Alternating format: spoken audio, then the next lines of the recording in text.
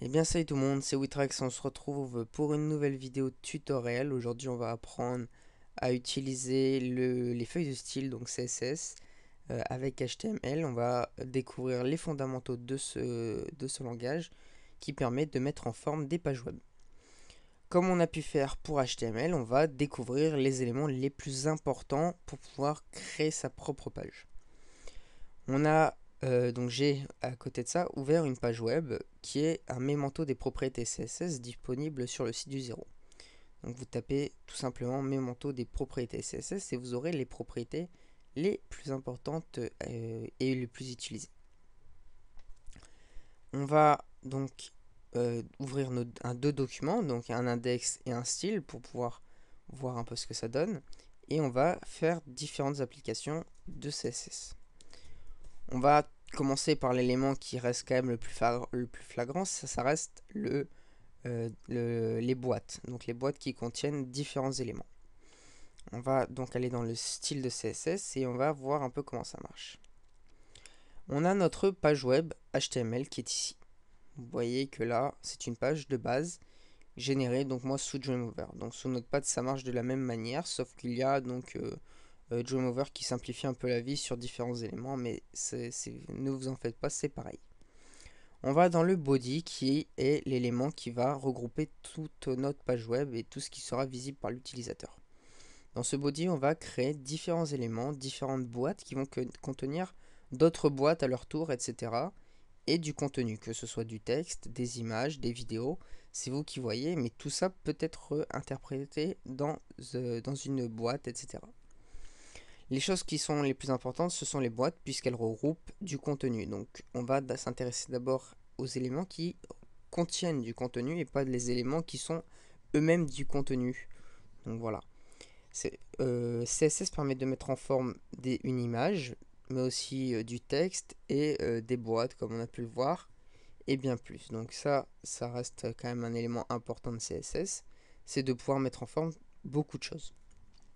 On va sans plus tarder créer un div id égale, et on va l'appeler boîte. Donc on a vu dans les leçons de HTML qu'on peut créer des divs qui sont en fait des sortes de balises qui permettent d'avoir les propriétés que l'on veut avec un identifiant unique. Donc on a soit les divs id égale, soit les divs classe égale. Donc là c'est par exemple une news. Donc de cette manière on peut voir les choses telles quelles. C'est-à-dire qu'une boîte va contenir du contenu. Et une classe, donc là admettons, lorsque l'on a un id, il n'y a qu'un seul élément. Lorsque l'on a une classe, c'est un élément qui va se répéter. On peut le voir comme ça. Par exemple, je vais indenter pour que vous voyez un peu mieux. Donc je vais peut-être juste au niveau de l'affichage zoomer. On peut pas faire un zoom avant? Bon, autant pour moi. Donc on va indenter pour que vous voyez un peu mieux. On a ici une boîte. Donc tout ça, on va dire que c'est une boîte. À l'intérieur de chaque boîte, on va retrouver plusieurs news. Donc ça fait qu'on va avoir cet élément qui est ici. On indente pour que vous voyez qu'il y a une news en plus. On la copie et on la colle plusieurs fois le nombre de news que l'on veut. Admettons que l'on veut 3 news à l'intérieur d'une boîte. Voilà comment ça va marcher. Donc on va avoir un identifiant boîte qui va contenir plusieurs news. Donc une classe permet de reproduire plusieurs fois un élément. On enregistre et on va mettre ça en forme sous CSS. Lorsque l'on veut interpréter un identifiant en CSS, on met un dièse devant le nom. Ici on l'a appelé boîte, donc on va l'appeler boîte tout simplement. On ouvre une accolade et on saute une ligne et on va définir les différents éléments. On va dire qu'une boîte est définie par une hauteur. Donc les hauteurs c'est 8. On va dire que cette boîte elle va avoir une hauteur de 200 pixels. Donc on met 2 points 200 pixels, on met point virgule à la fin de chaque ligne. On va dire aussi qu'elle a une largeur de 250 pixels. Donc largeur, c'est width. Si vous n'êtes pas sûr, vous allez dans le Memento et vous allez jeter un œil dans la propriété des boîtes. Donc ici, c'est width. Vous voyez que c'est là la largeur. Donc ça marche soit en pixels, soit en pourcentage. Tout dépend donc de ce que l'on veut faire. Moi, je vais définir tout ça en pixels. Donc la largeur est de 250 pixels. Puis on va définir un autre élément pour pouvoir le voir, puisque sinon, de base, le fond est blanc. On va définir une couleur de background. Donc une couleur de background, on va voir dans notre Memento si on n'est pas sûr. Donc c'est moi, à force, vous allez les connaître par cœur. Vous cherchez, voilà, moi je vais mettre une couleur en fond. Hop, couleur de fond. Hop, je suis tombé dessus. Voilà, je la mets. Donc ma boîte, elle va avoir une couleur de fond foncé. On va là, donc moi, je vais mettre 1. Je l'utilise souvent cette couleur et je vais fermer. Donc là, je me suis dit bon, on va récapituler. J'ai une boîte qui fait 200 pixels de hauteur, qui fait 250 pixels de largeur et qui a un fond foncé. Voilà, on se dit bon, ça devrait être bon. Et là, on va voir donc ce que ça donne. Donc on va tout simplement ici et on va faire un clic droit et on va ouvrir avec notre navigateur par défaut. Moi, j'ouvre avec Google Chrome. En revanche, on voit qu'ici, il n'y a rien eu. Donc, petite erreur, je pense bien, puisque dans notre index.html, on n'a pas rajouté notre élément de CSS. On n'a pas dit qu'il y avait du CSS. Donc, on va tout simplement rajouter un lien vers notre feuille de style CSS. Donc, égal. Et là, on va mettre notre style sheet. Et on va mettre le lien où il se situe. Donc href égale. Là on fait pas. Moi je peux faire parcourir, mais normalement de base ça sera style.css. Si vous le mettez dans le dossier courant. Média, on peut mettre média égale screen. Donc lorsque l'on met tout ça, ce sont des éléments complémentaires on va dire. Et type égale text slash css. Donc, voilà, tous nos éléments sont mis pour le lien. On va fermer notre link. Et maintenant, on voit que notre boîte est créée. En revanche, on voit que par défaut, on a des marges qui se créent à gauche, en haut. Là, vous ne le voyez pas, mais en bas et à droite. En effet, par défaut, certains navigateurs, même la plupart, ont des marges définies à chaque élément.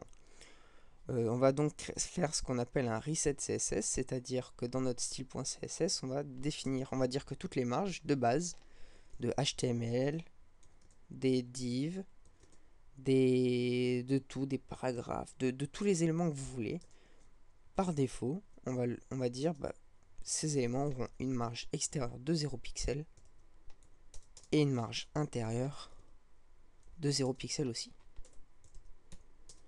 Lorsque l'on fait ça, donc là, par contre, ça c'est pas bien fermé. Là, par contre, là, ça l'a pas fait, donc c'est pas très cool tout ça. Donc notre élément div, alors HTML div body bien sûr. Voilà, c'est ça, c'est l'élément qui manquait. Et voilà, vous voyez que maintenant notre élément est collé. Et là, c'est vous qui allez définir où est-ce que va se situer votre boîte. Pour centrer une boîte, il existe plusieurs façons, mais l'une est très utilisée. Celle des marges extérieures gauche et droite qui seront définies de manière automatique. Vous allez donc mettre donc lorsque on va retourner dans le Memento, lorsque l'on veut définir une position, on va regarder la propriété margin. Ça, ce sont les marges extérieures. Super propriété de marge. Voilà, combine. Donc là, c'est vrai qu'il parle de marge, mais on peut pas vraiment appeler ça marge, on va plutôt appeler ça espace extérieur, puisque c'est vrai que marge, oui, ça se comprend, mais margin, ça veut dire ce sont les marges extérieures. J'aurais aimé qu'ils précisent extérieur, puisque c'est pas forcément compréhensible que ce soit extérieur. En plus, juste en bas, ils ont précisé que c'était intérieur pour padding, donc voilà. Bref, on a 4 éléments qu'on va écrire. Par exemple, si je mets ça, je vais copier-coller. Je vais vous l'expliquer en détail, comme ça vous allez voir ce que ça donne. Je fais copier-coller, je vais voir ce que ça donne. Hop, c'est ici. En vérité, donc ça veut dire qu'on a, on va le faire, 23 pixels en haut, 5 pixels à droite, 23 pixels en bas et 5 pixels à gauche. Nous, ce que l'on veut, c'est centrer notre élément. Donc on va pour l'instant mettre peut-être 10 pixels en haut pour pouvoir créer une petite marge par rapport en haut. On va juste mettre 10 pixels en haut. On va en revanche mettre auto, donc ça c'est à droite. En bas on va mettre 10 pixels. Et à droite, à gauche je veux dire, on va mettre auto. Lorsque l'on met auto à droite et à gauche, par défaut, notre élément va se centrer. Puisqu'il va chercher la valeur automatique de la gauche et de la droite. Et par défaut, donc ça va se centrer. Notre élément est centré, on va peut-être l'agrandir légèrement. Donc on va modifier la hauteur, on va mettre 500 pixels et une largeur de 450 pixels. Notre boîte est stylisée, on va maintenant styliser nos news. Donc nos news seront représentées par d'autres boîtes qui vont donc être à l'intérieur de cette boîte. On va donc retourner dans notre feuille de style et styliser notre élément news. Donc on va aller ici. Lorsque l'on veut styliser une classe, pas un identifiant, on met un point devant et pas un dièse. Donc on va mettre le nom qu'on avait appelé news. On va dire que cette news, elle a une hauteur de, on va mettre 150 pixels et une largeur de 400 pixels. La couleur de background sera en revanche, ici on va la mettre de couleur claire pour pouvoir contraster avec notre élément donc de... Donc on va mettre du EEE pour contraster avec notre élément foncé en fond. Comme ceci. On voit que tout s'est collé, on va dire. Nous, ce qu'on veut, c'est séparer donc ces différentes news pour qu'elles puissent être plus visibles. On va donc faire de la même manière des propriétés de marge. Donc on va copier ceci.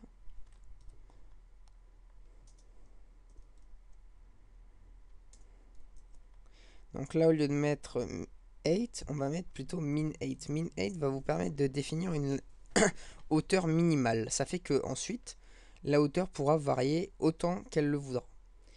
Vous voyez que là, nos différents éléments sont un peu mieux situés. On va encore rajouter un élément, à savoir une marge par rapport en haut. Vous voyez qu'ici, il n'y a pas de marge, on va la rajouter. Donc cette marge, malheureusement, elle ne se fixera pas si on a défini notre padding à 0 pixels. On va tout de suite voir pourquoi. Donc là, on a vu qu'on avait mis 10 pixels en haut. Si admettons même je mets 20, notre élément ne va pas bouger. C'est la boîte totale qui va bouger et non l'élément à l'intérieur. Donc il va falloir modifier le padding, c'est-à-dire la marge intérieure dans la boîte et non le margin. Donc on va retourner dans notre boîte et là on va dire que dans notre boîte on veut qu'il y ait une marge intérieure de 10 pixels partout. Comme ça il n'y a pas de problème. Et là on voit que 10 pixels partout se sont rajoutés dans notre boîte sur les côtés. Même à cette marge donc intérieure se rajoutent aussi les marges extérieures de nos éléments. Donc on va les enlever. Ah bah non en fait non ils ne se rajoutent pas. En fait j'ai complètement... Et là, on peut mettre 0 pixel. Et 0 pixel, si je ne dis pas de bêtises, normalement, ça ne devrait rien changer. Ah si, ça change juste l'espacement entre les news. Donc, on est obligé de le laisser. Donc, on laisse nos 10 pixels entre chaque news. Et là, on a chaque news. On va maintenant arrondir les coins.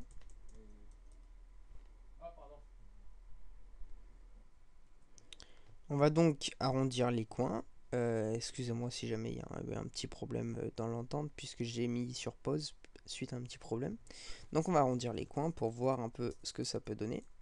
On va arrondir à 5 pixels sur les côtés, donc c'est à vous de voir un peu ce que vous voulez. Vous voyez que c'est plutôt original, donc c'est plutôt sympa. Maintenant, on va dire que dans notre news, on veut du texte.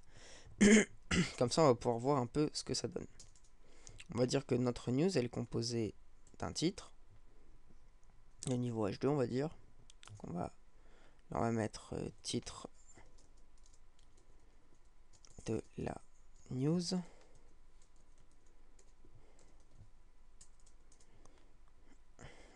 Et d'un paragraphe qui donc raconte un peu la news. Donc on va mettre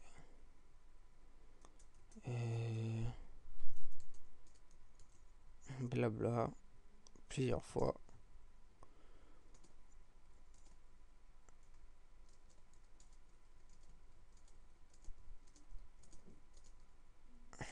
Voilà. On va voir un peu ce que ça donne déjà. Voilà. Bon, ça pourrait être mieux.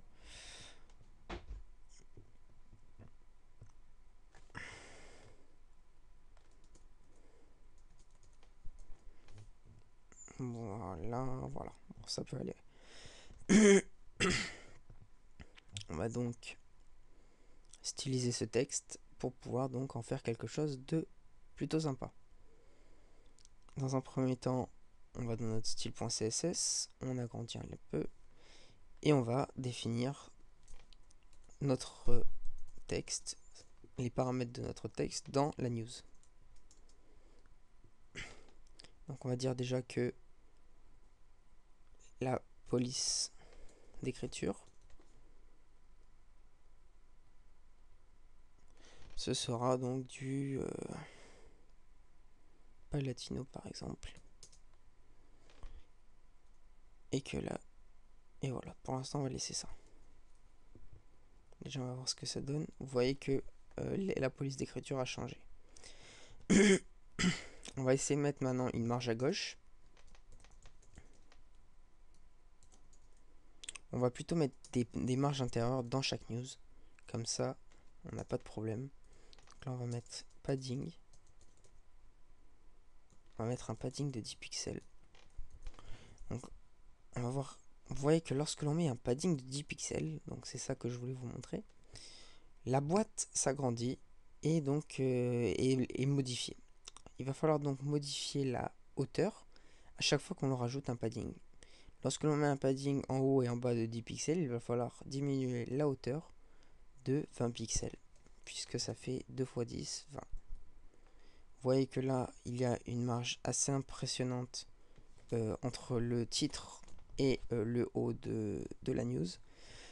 On va donc voir à quoi est dû ce titre. Donc le titre a par défaut des marges aussi extérieures, donc on va remettre ces marges extérieures à 0 dans le style.css. Donc on va mettre par margin 0 pixel et padding 0 pixel. Normalement on aurait pu les mettre aussi en haut dans le reset CSS, mais là je le fais là.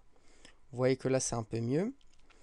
On va peut-être maintenant centrer le texte. Donc pour centrer un élément de texte, il existe la propriété texte à ligne qui est ici et on a juste à mettre center. Lorsque l'on met center, l'élément se centre dans la news, dans la boîte.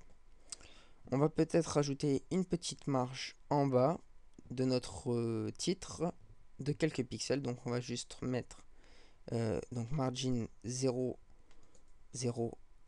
Là par contre on va mettre 5 pixels en bas et 0.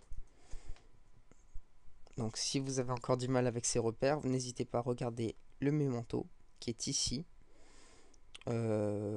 Ici. Donc on a bien le premier élément qui est le haut, le deuxième qui est la droite, le troisième qui est le bas et le dernier qui est la gauche. Donc moi j'ai rajouté juste 5 pixels en bas. Donc on a défini nos propriétés plus ou moins bien de notre news. On va maintenant styliser légèrement notre paragraphe puisque je trouve que le texte n'est pas est un peu trop grand, excusez-moi. On va mettre donc notre news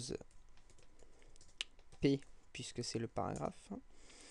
On va définir sa font family de la même manière que notre H2, sauf qu'on va modifier sa taille. Donc pour modifier la taille, on va voir un peu comment ça marche. Donc pour modifier la taille, on va tout simplement taper font size, donc size qui veut dire la taille.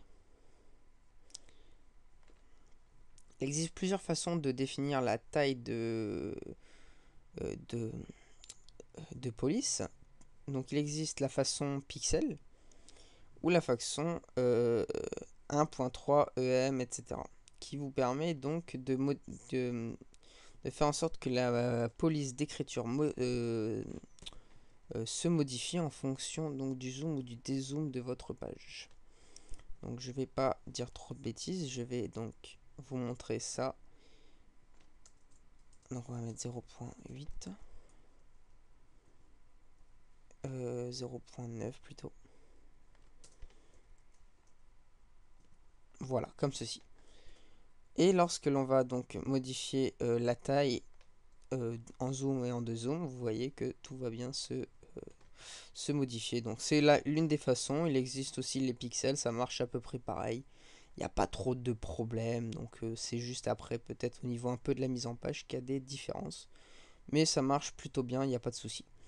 Donc voilà, c'est comme ça qu'est définie une news. On va peut-être taper, donc mettre un petit simulateur de texte. Donc on va mettre texte generator.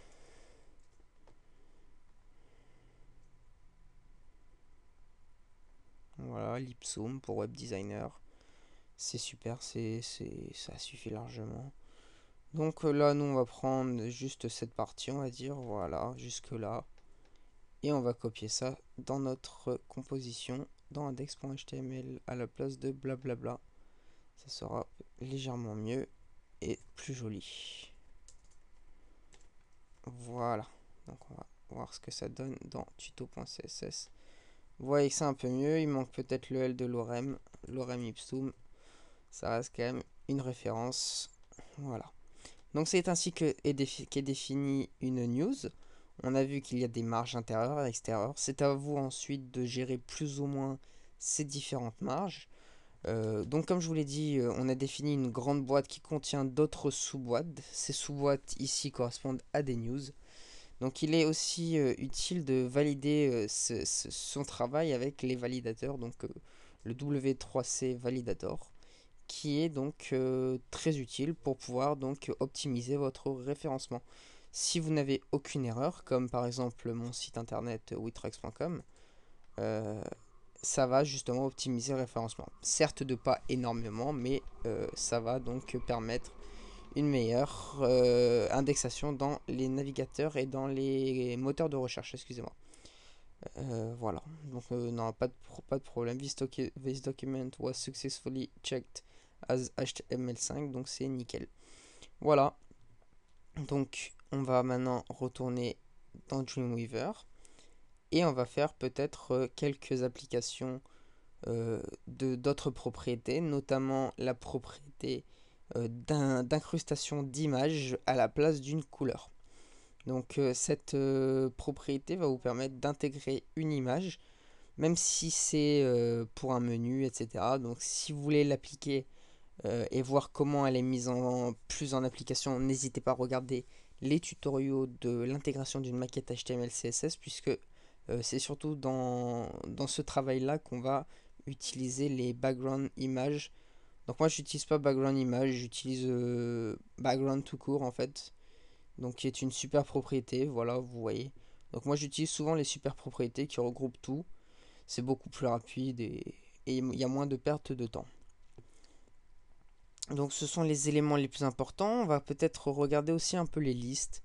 Donc les listes, en fait, si vous voulez vraiment savoir un peu plus, n'hésitez pas aussi à regarder les deux tutoriaux que j'ai fait pour le moment sur les menus en CSS, où notamment j'utilise le list style type, excusez-moi, none, qui permet donc d'enlever tous les styles appliqués à une liste. On peut même rajouter une image à chaque liste, notamment une puce par exemple, hein. Vous voyez qu'ici on a l'exemple d'une puce. Une puce c'est quoi? C'est un élément comme ceci, on va dire. Vous voyez la petite flèche, sauf que celle-ci est située juste à gauche. Voilà, les principaux éléments ont été quand même passés en revue. On va quand même, donc comme je vous l'ai dit, voir l'élément de flotte et l'élément, qu'est-ce que j'ai dit aussi? L'élément de background image. Excusez-moi, voilà. Le background image, on va le mettre en application, donc en prenant une petite image, peut-être dans mes images. On va prendre non, on va prendre un background image, donc on va prendre plutôt une couleur de background. On va prendre celle-ci et on va la mettre par là. Voilà. On va donc aller dans notre Dreamweaver et on va dire que notre news, notre H2, au lieu d'être sous forme de titre, comme ceci, donc si on met une couleur à notre niveau H2, on va voir ce que ça donne. Donc là, admettons qu'on veuille mettre un élément. Donc on va mettre une couleur. Donc on va mettre une couleur. Donc on va mettre du rouge pour bien faire ressortir. On va voir ce que ça donne dans notre composition. Vous voyez que c'est comme ceci. Admettons que je veuille mettre une image à la place de cette couleur rouge, à savoir l'image qui est ici, que j'ai fait. Bon, elle n'est pas aux bonnes dimensions, mais on va pouvoir modifier tout ça, il n'y a pas de souci. La largeur, c'est pas un problème. On va voir comment ça marche. Pour ajouter cet élément, donc on utilise soit la propriété background, soit la propriété background image. Moi, par défaut, j'utilise background pour la simple et bonne raison qu'avec background, on peut à la fois mettre une image, donc URL, et choisir notre image. Donc ici, ce sera le nom de l'image, c'est, si je ne dis pas de bêtises, content /20-6 h2.png. Et donc on peut à la fois aussi rajouter une couleur au cas où l'image n'existerait pas. Donc on va mettre EEE. Donc c'est un moyen de sécurité. Vous voyez que là, notre image est ici. En revanche, donc elle n'est pas aux bonnes dimensions, donc vous voyez qu'ici c'est arrondi. Mais pour pallier ce problème, on va tout simplement arrondir tous les coins comme ça. Pas de problème. Donc on va mettre background, background, excusez-moi, border, radius. Et on va arrondir tout ça de 4 pixels. Et en faisant ça, vous voyez que tous les coins sont arrondis, comme ça il n'y a pas de dispute. Et en revanche, ici, vous voyez qu'à la place d'avoir notre titre tout simplement mis comme ça, on a quelque chose d'un peu plus original. En revanche, le texte de couleur foncée, ça pose un petit problème. Donc on va mettre une couleur plutôt blanche. Donc pour modifier la couleur du texte, on a juste à mettre color et à mettre la couleur que l'on veut pour notre texte. Donc ça, c'est la propriété pour modifier la couleur du texte. Et la voici, la nouvelle couleur, la couleur blanche.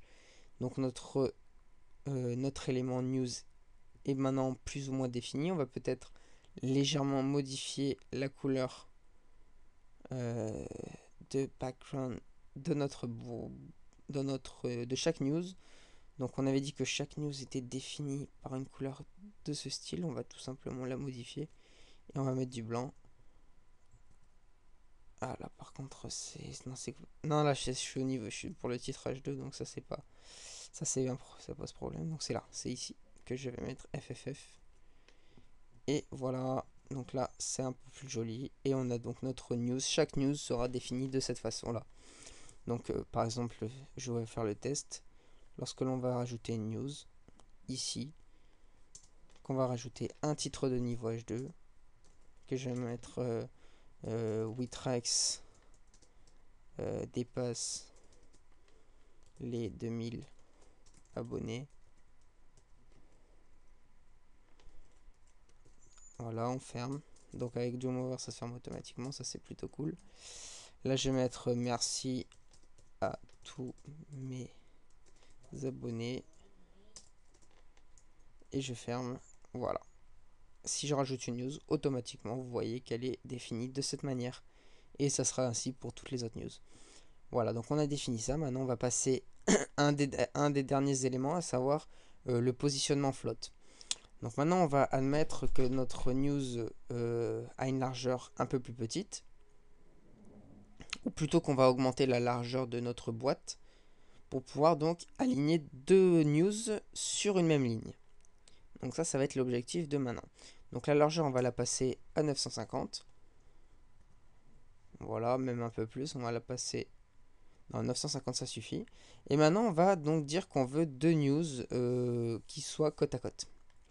Donc pour ce faire, on va tout simplement rajouter le float left pour pouvoir aligner deux news.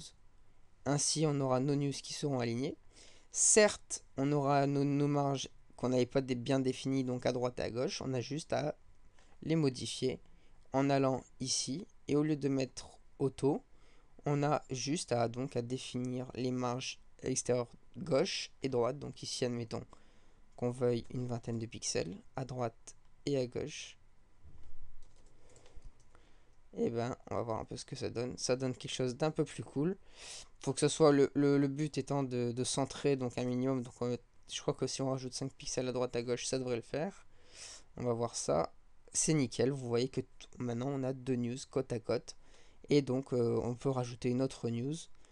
On va même en rajouter deux, trois autres. Donc pour rajouter les news, on va tout simplement faire un copier-coller. Donc déjà je vais faire un lorem ipsum. Enfin je vais copier le lorem ipsum, excusez-moi. Voilà. Et là on va copier chaque news. Ouais, on va copier la news plusieurs fois. Voilà.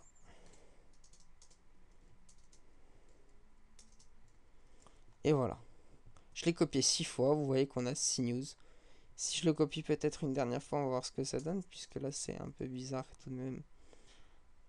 Ah, par contre, là, on voit que la boîte n'a pas augmenté. Sa taille n'a pas augmenté. Donc ça, c'est un peu problématique. Pourtant, j'avais bien mis min 8. Si je ne dis pas de bêtises. Donc ça, c'est un peu embêtant. Donc min 8, normalement j'avais mis 500 pixels de hauteur minimum. Malheureusement, ça ne change pas. Donc il faudra voir à quoi c'est dû. Donc après ce sont des petits réglages à effectuer. Min 8 500 pixels. Pourtant la propriété c'est bien ça. Malheureusement elle ne varie pas.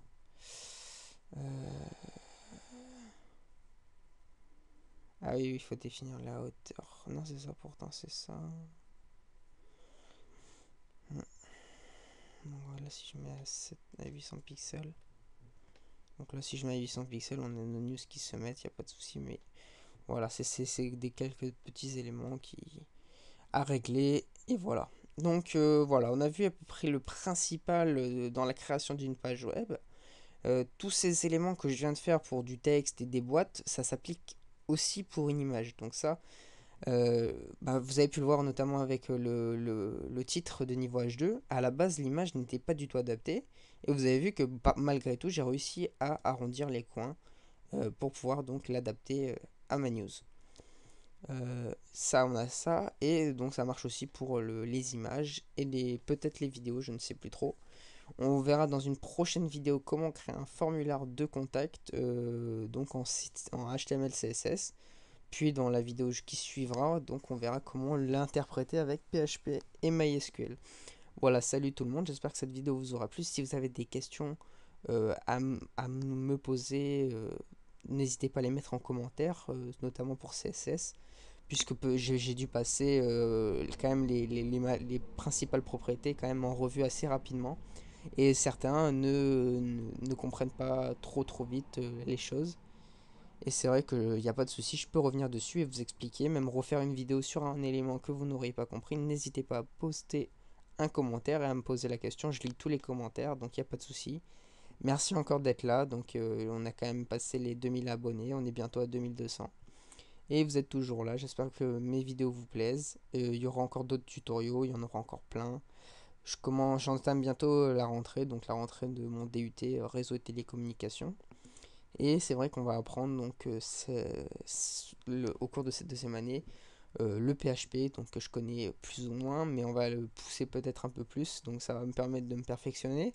Et on va aussi voir donc la programmation en Java, donc ça sera pour moi l'occasion de vous faire des petites vidéos sur la programmation en Java et peut-être, pourquoi pas, créer une application pour Android. Voilà, salut tout le monde, j'espère que vous avez plu, n'hésitez pas à mettre un j'aime et à vous abonner si ce n'est pas le cas. Voilà, salut tout le monde.